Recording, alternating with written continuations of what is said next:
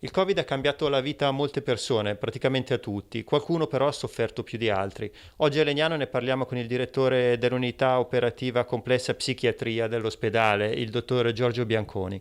Come è cambiato anche il vostro lavoro?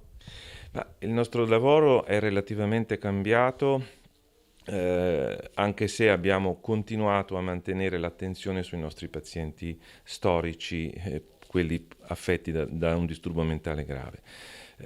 Abbiamo cominciato ad utilizzare proprio soprattutto per questi pazienti gli strumenti digitali che l'azienda ci ha subito offerto per mantenere i contatti con loro e per poter gestire le situazioni più critiche. Prova ne è che soprattutto nella prima fase della pandemia, ma anche nella seconda, il numero di ricoveri e il numero di trattamenti sanitari obbligatori si è ridotto, il che vuol dire che i servizi territoriali hanno funzionato per questo tipo di utenza.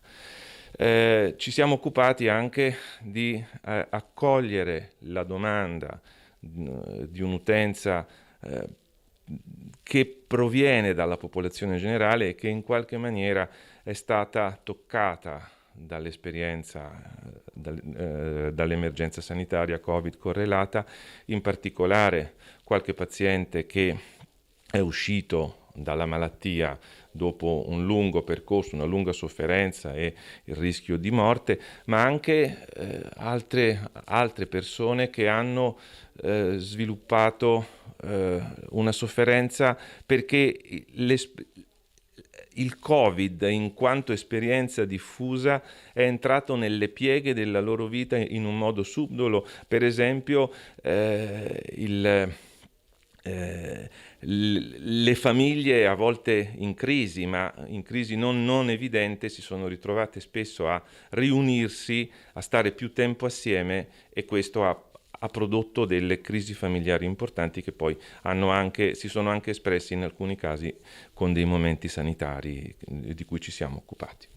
Quindi ansia per il futuro, anche qualche depressione, immagino, ma mi parlava prima, ad esempio, di un disturbo che uno potrebbe non associare al Covid come disturbi alimentari? Sì, abbiamo avuto un relativo aumento della domanda nel nostro ambulatorio per i disturbi del comportamento alimentare.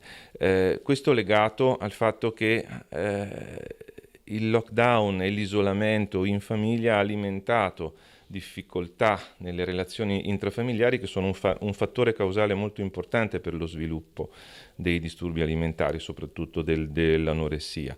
Alcune persone vulnerabili invece alla bulimia si sono ritrovate chiuse in casa, come per molti è successo, con i frigoriferi e le credenze piene, e quindi hanno potuto avvicinarsi molto più velocemente allo sviluppo del disturbo bulimico. Grazie, dottore.